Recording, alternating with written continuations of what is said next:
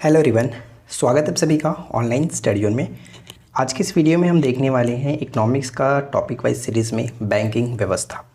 इससे पहले आपको इकोनॉमिक्स के 8 टॉपिक्स मैंने कराए हुए हैं। अगर आपने नहीं देखा तो जाकर के वीडियो देखिए, प्लेलिस्ट बना हुआ है, उसमें सभी वीडियोज़ को आप ज़रूर फॉलो करिए, आने वाले एग्जाम्स के लिए हेल्प करेगा। तो चलिए फ्रेंड्स, इस वीडियो को शुरू करते हैं। तो देखिए, सबसे पहले हम बात करेंगे कुछ इंपॉर्टेंट पॉइंट्स, उसके बाद हम MCQ की तरफ बढ़ेंगे। तो शुरुआत करते हैं। भारत में स्थापित पहला जो बैंक था वो है बैंक ऑफ हिंदुस्तान। भारत में स्थापित पहला बैंक ऑफ हिंदुस्तान, जिसकी स्थापना अलेक्जेंडर कंपनी द्वारा 1770 ईस्वी में कोलकाता में की गई थी। तो ये पॉइंट याद रखना। अवध कमर्शियल बैंक की स्थापना 1881 में की गई थी। यह भारतीयों द्वारा सीमित देयता के आधार पर स्थापित पहला बैंक था और ये मोस्ट इंपॉर्टेंट है, कई बार क्वेश्चन एग्जाम्स में यहाँ से पूछे गए हैं। ठीक है, कि भारतीयों द्वारा सीमित देयता पर आधारित प्रथम बैंक कौन सा था? तो अवध कमर्शियल बैंक, जिसकी स्थापना 1881 में की गई थी। ठीक है, भारतीयों द्वारा स्थापित एवं पूर्ण रूप से संचालित पहला बैंक कौन सा था? तो पंजाब नेशनल बैंक, राइट, जिसकी स्थापना 1894 ईस्वी में की गई थी। तो ये तीनों अपने आप में इंपॉर्टेंट प्रश्न बनता है, याद रखना है।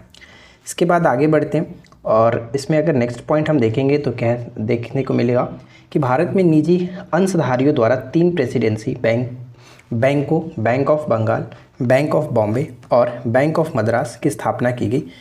1921 में इन तीनों को मिलाकर के इंपीरियल बैंक की स्थापना की गई। 1921 में तीनों को मिलाकर के मर्ज कर दिया गया और इसका नाम दिया गया इंपीरियल बैंक इंपीरियल बैंक का नाम दिया गया। और बाद में यही जो बैंक है इंपीरियल बैंक 1955 में SBI के रूप में जो कि राष्ट्रीयकरण किया गया था। जैसे यहाँ पे आप पढ़ पाएंगे कि जुलाई 1955 में इंपीरियल बैंक का राष्ट्रीयकरण करके भारतीय स्टेट बैंक यानी SBI का स्थापना किया गया। तो यहाँ पे 3 चीज़ आपको याद रखना है।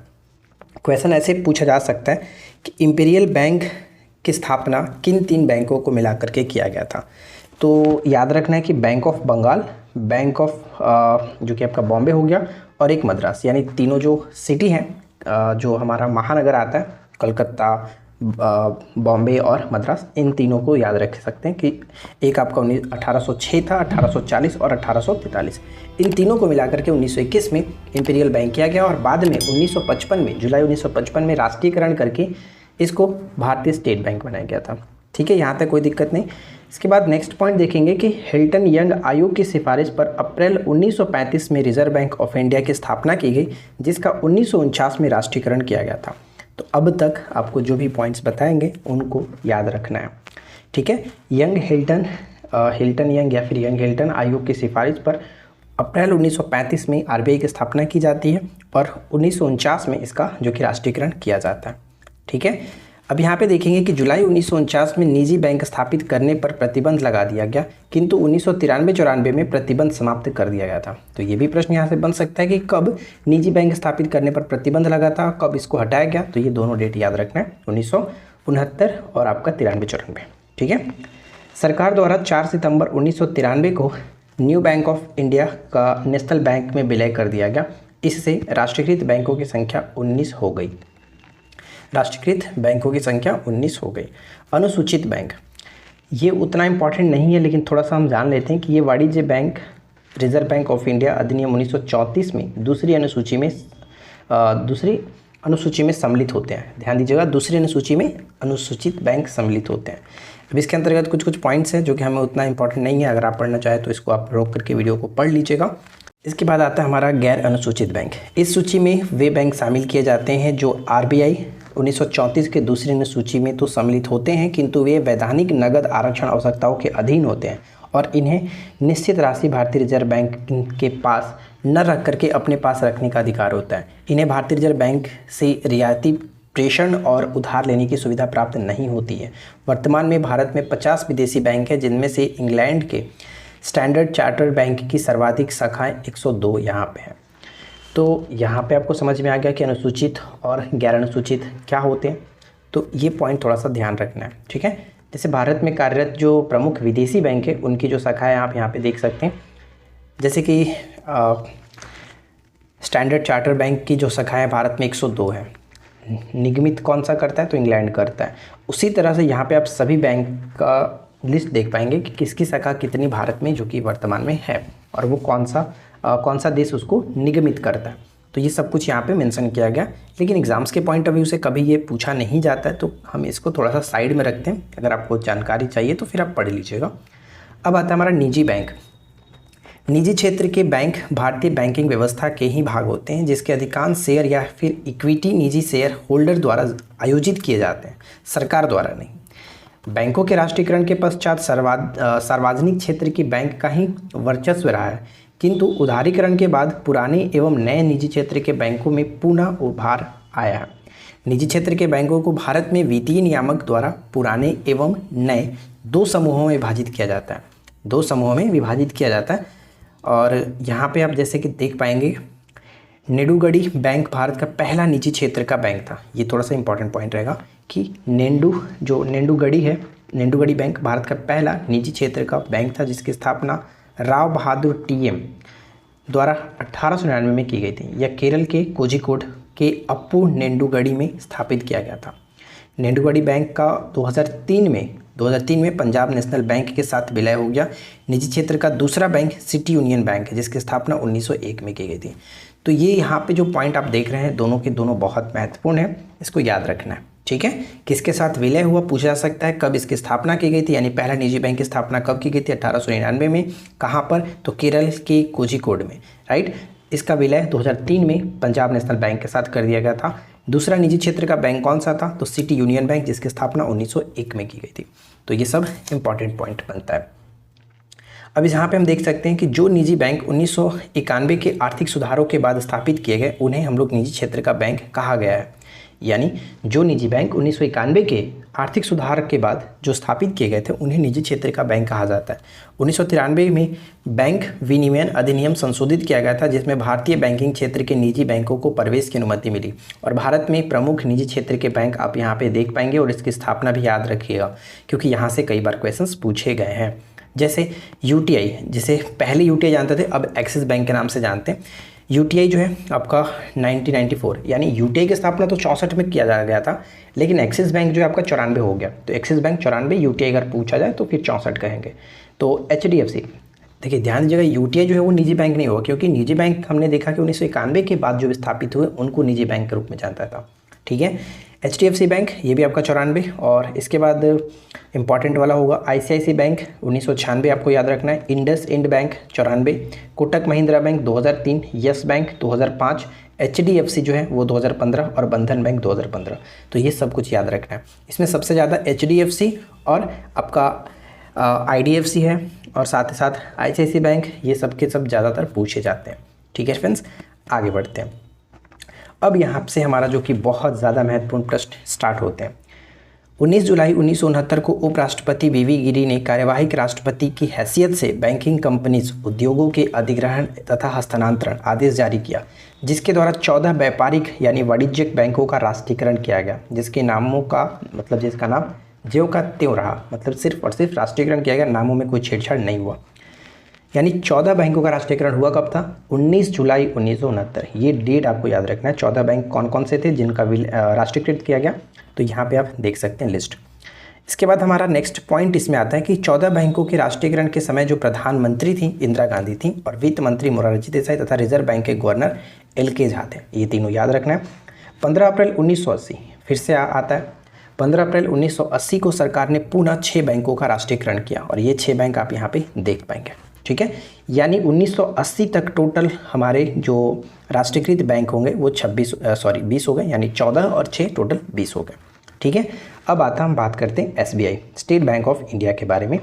तो यहाँ पे देखेंगे स्टेट बैंक ऑफ इंडिया 1 जुलाई 1955 को इंपीरियल बैंक ऑफ इंडिया का राष्ट्रीयकरण कर भारतीय स्टेट बैंक नाम दिया गया। इसके अंतर्गत 8 बैंक शामिल थे, किंतु स्टेट बैंक ऑफ बीकानेर और स्टेट बैंक ऑफ जयपुर के कार्यक्षेत्र एक होने के कारण दोनों को मिला दिया गया, जिसे स्टेट बैंक समूह में 7 बैंक हो गए।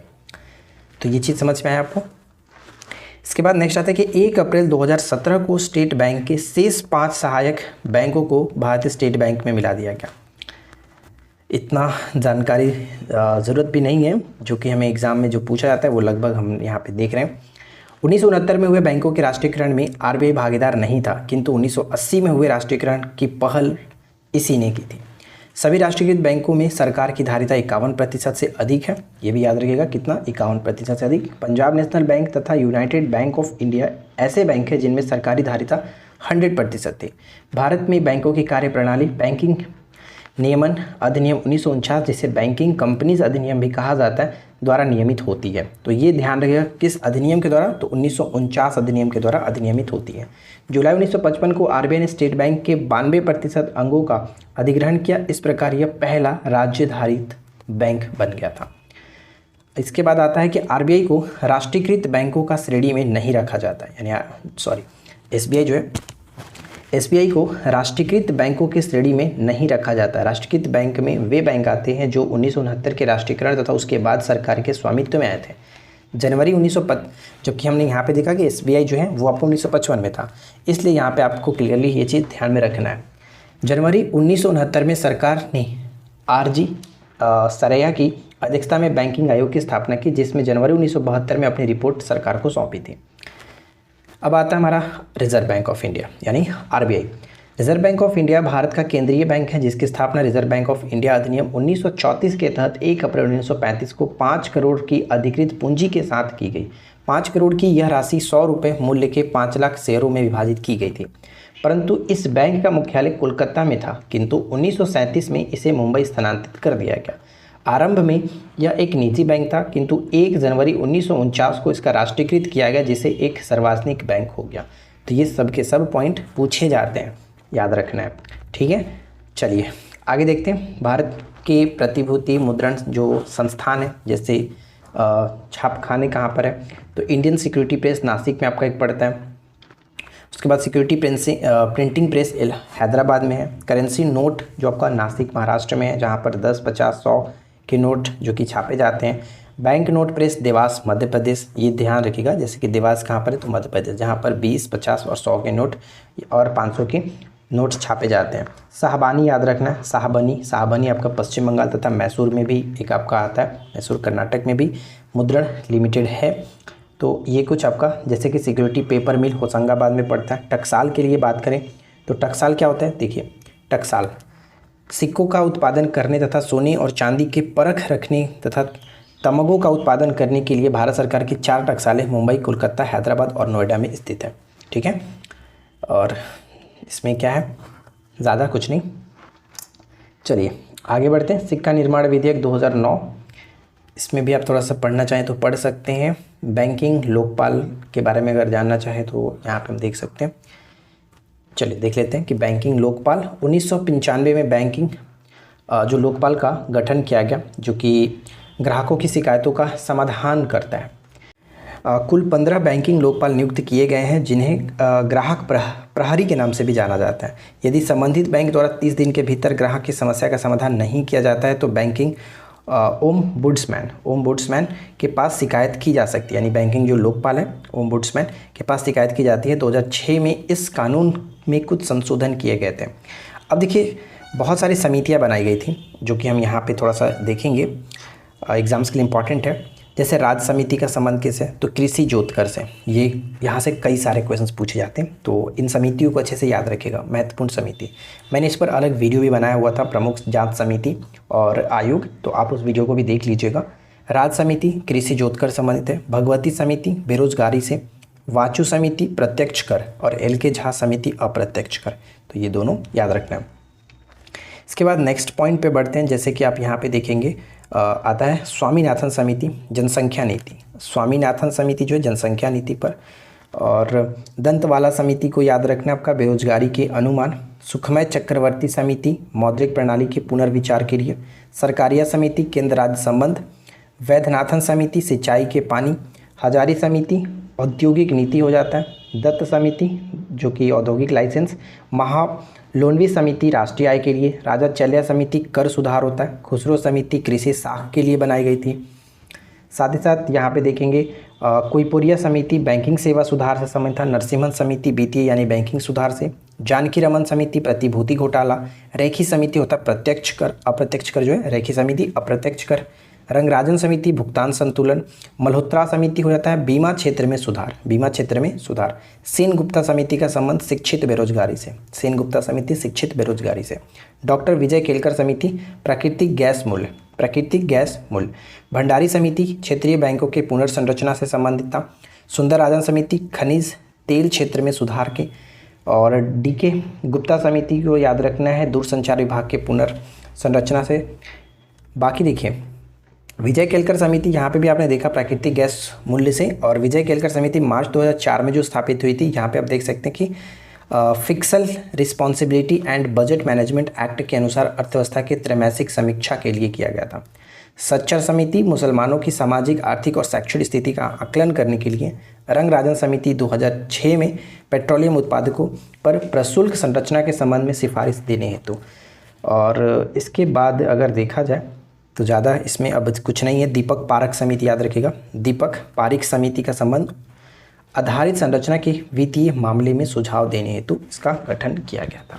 ठीक है, तो ये देखिए आज की इस वीडियो में हमने आपको जो भी थ्योरी बताया, जो भी ये चीज़ हमने देखा वो बहुत ज़्यादा महत्वपूर्ण थे। तो आई होप कि ये वीडियो आपके लिए हेल्पफुल रहेगी। अब चलिए हम इम्पॉर्टेंट MCQ लगाते हैं और जो क्वेश्चंस एग्जाम्स में लगभग पूछे गए हैं उनको कवर करते हैं। देखिए पहला प्रश्न ये आता है कि भूमि विकास बैंक किस तरह की साख सुविधा उपलब्ध कराती है। तो भूमि विकास बैंक जो है वो दीर्घकालीन साख सुविधा उपलब्ध कराती है। पहले इस भूमि विकास बैंक के नाम से जानते थे, लेकिन अब इसको नाबार्ड के नाम से जाना जाता है। भारतीय औद्योगिक विकास बैंक की स्थापना कब की गई थी? भारतीय औद्योगिक विकास बैंक की स्थापना कब की गई थी? तो ये आपका हो जाता है 1 फरवरी 1964 को, 1 फरवरी 1964 को। भारत में गैर बैंकिंग वित्त कंपनी से बैंकिंग कंपनी के रूप में स्थानांतरित या फिर रूपांतरित होने वाला पहला बैंक कौन सा था? पहला बैंक कौन सा था? कि आपका कोटक महिंद्रा बैंक, कोटक महिंद्रा बैंक। ठीक है, नेक्स्ट आता है कि वर्ष 1980 तक भारत में कितने बैंकों का राष्ट्रीयकरण किया जा चुका था? तो 1980 तक, 1969 में जो कि आपका 14 बैंकों का और बाकी 1980 में 6 बैंकों का, यानी 1980 तक टोटल 20 बैंकों का राष्ट्रीयकरण किया गया। तो ऑप्शन सी होगा। भारत का ऐसा पहला बैंक कौन सा था जिसका प्रबंधन पूर्ण रूप से भारतीयों के हाथ में था? तो ये भी हमने ऊपर में देखा था आपको, पंजाब नेशनल बैंक। ठीक है, Punjab national bank option A, जिसकी स्थापना 1894 के अंतर्गत की गई थी। भारत में मुद्रा का दशमलव प्रणाली का आरंभ कब किया गया था? भारत में मुद्रा की दशमलव प्रणाली का आरंभ कब किया गया? तो 1957 ऑप्शन ए। भारतीय रिजर्व बैंक के प्रथम गवर्नर कौन थे? भारतीय रिजर्व बैंक के प्रथम जो गवर्नर थे वो आपके हो जाते हैं सर ऑसबॉर्न स्मिथ। अगर भारतीय पूछा था तो CD देशमुख को टिक करेंगे। तो फिलहाल करेक्ट आंसर ऑप्शन ए होगा। और हिल्टन यंग कमीशन की सिफारिश पर किया गया था 1934 के अधिनियम के द्वारा 1 अप्रैल 1935 को किया गया। 1937 में इसका मुख्यालय कलकत्ता से हटा करके कहाँ पर? मुंबई स्थानांतरित कर दिया गया। भारत का पहला मोबाइल बैंक किस राज्य में खोला गया? भारत का पहला मोबाइल बैंक किस राज्य में खोला गया? तो सही आंसर ऑप्शन ए होगा, मध्य प्रदेश, मध्य प्रदेश। रिजर्व बैंक बताइए कि निम्नलिखित में से किस करेंसी नोट को छोड़ करके सभी करेंसी नोटों का प्रिंट करता है? तो रिजर्व बैंक जो है वो 1 रुपये का नोट नहीं करता। 1 रुपये का नोट वित्त सचिव, भारत सरकार के वित्त सचिव के द्वारा किया जाता। तो ऑप्शन ए होगा। यहाँ पे नेक्स्ट आता है कि SHG के डिजिटलीकरण के लिए नाबार्ड की प्रमुख परियोजना को क्या कहा जाता है? प्रमुख परियोजना को क्या कहा जाता है? तो ये आपका ई शक्ति होता है, ई शक्ति। देखिए यहाँ पे मैं आपको अच्छी तरीके से बता देता हूँ कि एक्चुअली क्या था। तो राष्ट्रीय कृषि और ग्रामीण विकास बैंक नाबार्ड ने स्वयं सहायता समूह, स्वयं सहायता यानी कि जो स्वयं सहायता समूह यानी SHG का मतलब होता है कि सेल्फ हेल्प जो ग्रुप है के संचालन को डिजिटल बनाने के लिए ई शक्ति नाम की एक योजना शुरू की गई थी, ई शक्ति। अब ई शक्ति के बारे में देख लेते हैं कि भारत को डिजिटल रूप से सशक्त समाज और ज्ञान अर्थव्यवस्था में बदलने के भारत सरकार ने मिशन को ध्यान में रखते हुए नाबार्ड ने देश में सभी SHG डिजिटलीकरण के लिए एक परियोजना शुरू की है। तो ये थोड़ा सा इंपॉर्टेंट है, ध्यान रखेंगे। 15 अप्रैल 1980 को भारत में कितने बैंकों का राष्ट्रीयकरण किया गया? देखिए याद रखना यहाँ पे ये नहीं कि आपको 1980 में कितने बैंकों का राष्ट्रीयकरण हुआ, डेट इंपॉर्टेंट है, डेट याद रखना। जैसे पहले आपका डेट था 19 जुलाई 1969 को 14 बैंकों का राष्ट्रीयकरण हुआ। और यहाँ पे आपको याद रखना है कि 15 अप्रैल, ठीक है, 15 अप्रैल 1980 को 6 बैंकों का राष्ट्रीयकरण हुआ। तो ये दोनों डेट याद रखना है, ठीक है, डेट इंपॉर्टेंट रहेगा। तो करेक्ट आंसर ऑप्शन सी। यहाँ पे हम पढ़ेंगे कि इंदिरा गांधी प्रधानमंत्री थी, यानी जब ये 6 बैंकों का राष्ट्रीयकरण हुआ तो इंदिरा गांधी प्रधानमंत्री थी और भारत में बैंकों का राष्ट्रीयकरण किया गया। भारत का पहला राष्ट्रीयकरण चूँकि 19 जुलाई 1969 को हुआ, जिसमें 14 बैंकों का राष्ट्रीयकरण किया गया था। और यहाँ पे आपको ये याद रखना है कि जो कि 14 बैंकों का जो राष्ट्रीयकरण किया गया उन बैंकों पर आधारित था जिनकी जमा राशि 50 करोड़ रुपए से अधिक हो। और दूसरी बार सरकार ने 15 अप्रैल 1980 को बैंकों का राष्ट्रीयकरण किया और 1980 में 6 बैंकों का राष्ट्रीयकरण किया गया। और इन पर वो बैंक आधारित हैं जिनमें 200 करोड़ रुपए से अधिक हो, यानी पहली बार में 50 करोड़ रुपए से अधिक हो और दूसरी बार में 200 करोड़ से अधिक हो, उनका राष्ट्रीयकरण किया गया। भारत का पहला क्षेत्रीय ग्रामीण बैंक स्थापित किया गया। भारत का पहला क्षेत्रीय ग्रामीण बैंक स्थापित किया गया था 1975 में, ऑप्शन बी। और यहाँ पे पढ़ेंगे कि पहले क्षेत्रीय ग्रामीण बैंक की स्थापना 2 अक्टूबर 1975 को हुई थी। उत्तर प्रदेश के मुरादाबाद का प्रथमा बैंक पहला आरआरबी बैंक था, यानी आरआरबी मतलब जो कि आपका रीजनल रूरल बैंक, ठीक है। वर्तमान में भारत में 43 क्षेत्रीय ग्रामीण बैंक है।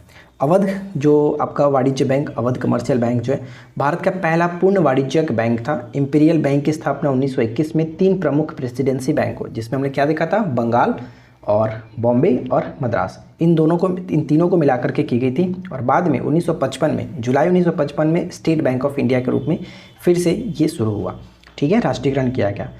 भारत में वाणिज्य बैंकों का बताइए कि निम्नलिखित में से किसको ऋण के वितरण में सबसे अधिक हिस्सा है। तो करेक्ट आंसर हो जाएगा कृषि के ऋण के वितरण में सर्वाधिक हिस्सा होता है, तो सी करेक्ट आंसर। नाबार्ड का मुख्य कार्य निम्नलिखित में से क्या है। नाबार्ड का मुख्य कार्य निम्नलिखित में से क्या होता है। तो नाबार्ड का मुख्य कार्य कृषि के प्रचार और विकास के लिए ऋण प्रवाह को सुगम बनाना, ऑप्शन डी। निम्न क्षेत्रों में से बैंकिंग क्षेत्र किसके तहत आता है। जो बैंकिंग क्षेत्र है वो किस सेक्टर के अंतर्गत आता है।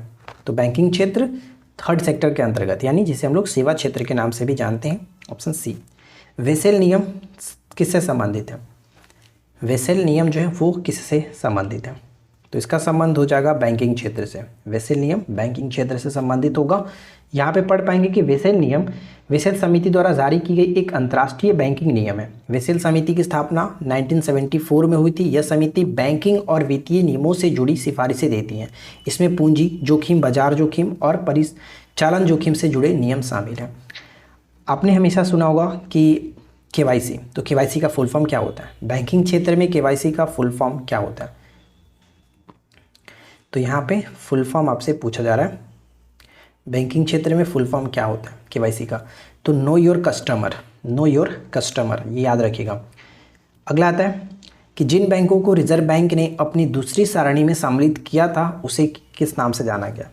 तो हमने ऊपर में क्या देखा था, अनुसूचित बैंक, ठीक है, अनुसूचित बैंक और गैर अनुसूचित बैंक दोनों के नाम से हम लोग जानते हैं, तो सी होगा। देश में बैंकिंग सेवा का संरक्षक कौन है।